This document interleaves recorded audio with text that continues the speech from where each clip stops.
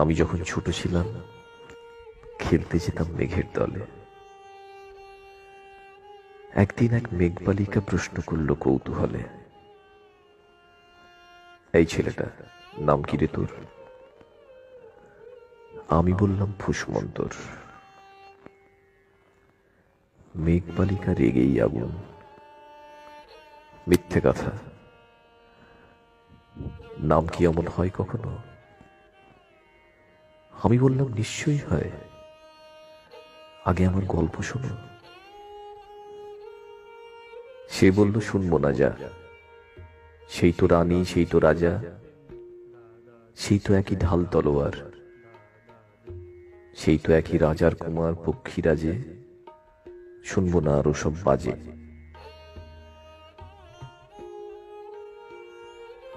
আমি বললাম তোমার জন্য নতুন করে লিখবো তবে। সে বলল সত্যি লিখবি? বেশ, তাহলে মস্ত করে লিখতে হবে, মনে থাকবে, লিখে কিন্তু আমায় দিবি। আমি বললাম তোমার জন্য লিখতে পারি এক পৃথিবী। লিখতে লিখতে লেখা যখন সবে মাত্র 2-4 পাতা, হঠাৎ তখন ভূত চাপলো আমার মাথায়। খুঁজতে খুঁজতে চলে গেলাম ছোটবেলার মেঘের মাঠে। গিয়েই দেখি চেনা মুখ তো একটিও নেই এ তল্লাটে। একজনকে মনে হলো ওরই মধ্যে অন্যরকম। এগিয়ে গিয়ে বলি তাকেই, তুমি কি সেই মেঘবালিকা? তুমি কি সেই? সে বলেছে মনে তো নেই, আমারও সব মনে তো নেই। আমি বললাম তুমি আমায় লেখার কথা বলেছিলে। সে বলল সঙ্গে আছে, ভাসিয়ে দাও গায়ের ঝিলে। আর হ্যাঁ শোনো, এখন আমি মেঘ নই আর,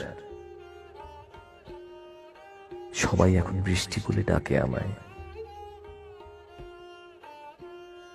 বলেই হঠাৎ এক পশলায় আমায় পুরো ভিজিয়ে দিয়ে অন্য অন্য বৃষ্টি বাদল সঙ্গে নিয়ে মিলিয়ে গেল দূরে কোথাও, দূরে দূরে। বৃষ্টি বলে ডাকে আমায়, বৃষ্টি বলে ডাকে আমায়। আপন মনে বলতে বলতে আমি কেবল বসে রইলাম ভিজে একসা কাপড় জামায়। গাছের তলায় বসে রইলাম, বৃষ্টি নাকি মেঘের জন্য। এমন সময় অন্য একটি বৃষ্টি আমায় চিনতে পেরে বলল, তাতে মন খারাপের কি হয়েছে? যাও, ফিরে যাও, লেখো আবার। এখন পুরো বর্ষা চলছে, তাই আমরা সবাই এখন নানান দেশে ভীষণ ব্যস্ত। তুমিও যাও, মন দাও গে তোমার কাজে। বর্ষা থেকে ফিরে আমরা নিজেই যাব তোমার কাছে। এক পৃথিবী লিখবো আমি, এক পৃথিবী লিখবো বলে ঘর ছেড়ে সেই বেরিয়ে গেলাম। ঘর ছেড়ে সেই ঘর বাঁধলাম গহীন বনে। সঙ্গে শুধু কাগজ কলম, একাই থাকবো, একাই দুটো ফুটিয়ে খাবো। ধুলো বালি 2-1 মুঠো যখন যারা আসবে মনে, তাদের লিখবো, লিখেই যাব। এক পৃথিবীর 100 রকম স্বপ্ন দেখার সাধ্য থাকবে যে রূপকথার, সে রূপকথা আমার একার। ঘাড় গুঁজে দিন লিখতে লিখতে, ঘাড় গুঁজে রাত লিখতে লিখতে, মুছেছে দিন, মুছেছে রাত।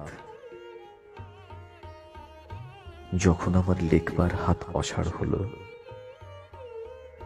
মনে পড়ল সাল কি তারিখ, বছর কি মাস, সেসব হিসেব আর রাখিনি।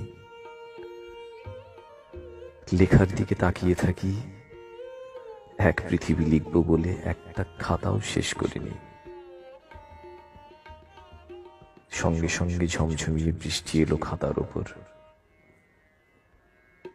আজীবনের লেখার ওপর। বাইরে তখন গাছের নিচে নাচছে ময়ূর আনন্দিত।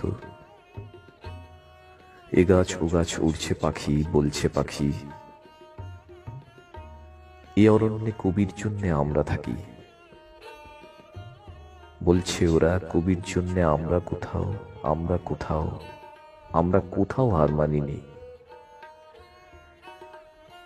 কবি তখন কুটির থেকে তাকিয়ে আছে অনেক দূরে, বনের পরে, মাঠের পরে, নদীর পরে, সেই যেখানে সারা জীবন বৃষ্টি পড়ে, বৃষ্টি পড়ে, সেই যেখানে কেউ যায়নি, কেউ যায় না কোনোদিনই।